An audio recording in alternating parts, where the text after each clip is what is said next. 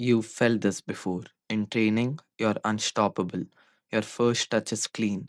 Your passes are sharp. Your finishing is automatic. Then Saturday comes. Same skills, same body, same feet.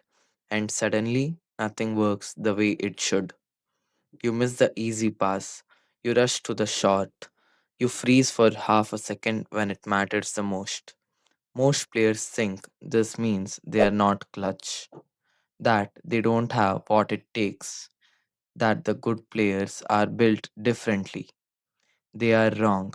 And today I'm going to show you exactly what's happening in your brain and body under pressure and why it has nothing to do with talent. Here's the thing coaches rarely explain. Pressure doesn't make you worse at football. Pressure changes which version of you shows up. Your brain has two systems for controlling movement. One is automatic, it's built from thousands of hours of repetition. The touches, the strikes, the movements you drilled so many times, your body just does them without thinking. This is the system that takes over in training in small sided games when there's nothing on the line. The other system is conscious and deliberate. It's a part of your brain that thinks, plans, double checks. Useful for learning something new, terrible for executing something you already know how to do. Under pressure, your brain switches control from the automatic system to the conscious one. And that switch is the entire reason your performance drops. When pressure hits a big match, a one on one, a penalty, your body releases adrenaline and cortisol. This isn't a flaw, it's your nervous system trying to help you. Faster heart rate, more oxygen to your muscles, sharper short term focus in a fight or flight situation. This keeps you alive.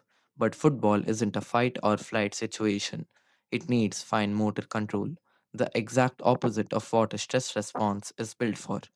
There's a well known idea in sports psychology called the inverted U theory. Performance rises as arousal rises up to a point.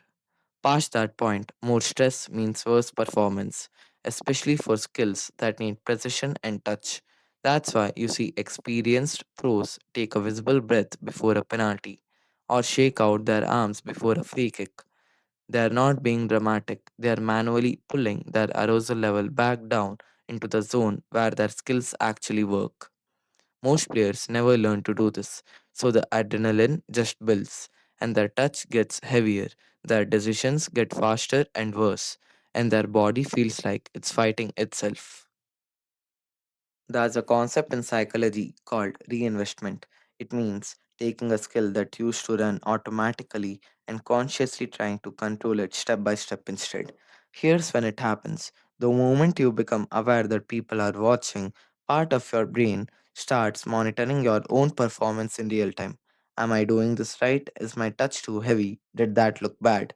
The second you start narrating your own movement like that, you handed control to the slow, conscious system. And that system is not built to control a first touch at full speed. It's too slow, too deliberate. So, what used to be smooth and automatic becomes jerky and hesitant. This is exactly why you can nutmeg Del someone in Fútbol Club training without thinking Barcelona. twice, then completely overthink a simple pass in the match with your coach watching it from the Here's the sideline. pass to the youngster. Nothing about your ability changed. Your attention just moved to the wrong Through place, the legs of from Diego. where you're We might get playing to to that how you stage. look like while playing.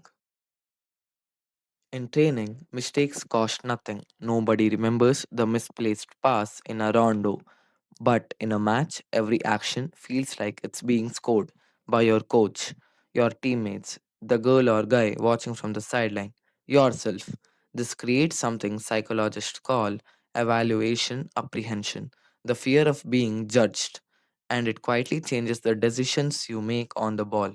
You start picking the safe option over the correct one, the 5 yard backward pass instead of the line splitting one, the simple layoff instead of the shot you take without thinking in a five-a-side. This is why some of the most technically gifted players in academies never get picked, not because they lack skill, but because fear of judgment strings their decision making down to don't get blamed instead of make the best play. How to actually fix this? 1. Build a pre action routine.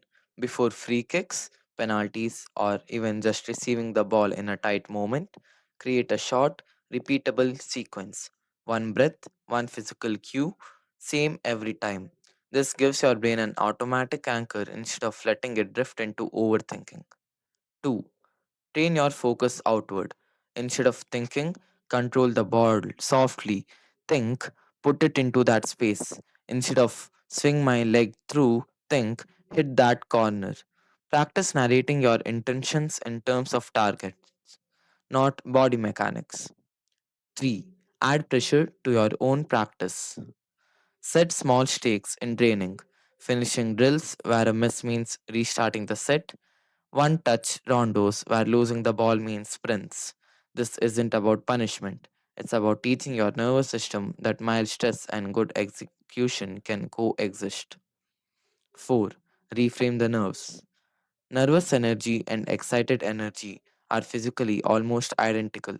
Same racing heart, same adrenaline. Athletes who mentally relabel I'm nervous as I'm ready consistently perform better in pressure studies.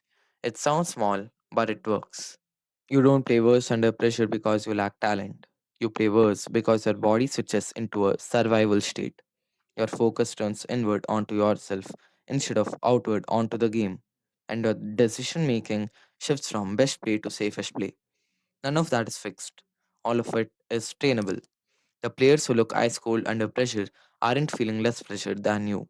They've just trained themselves to respond to it differently.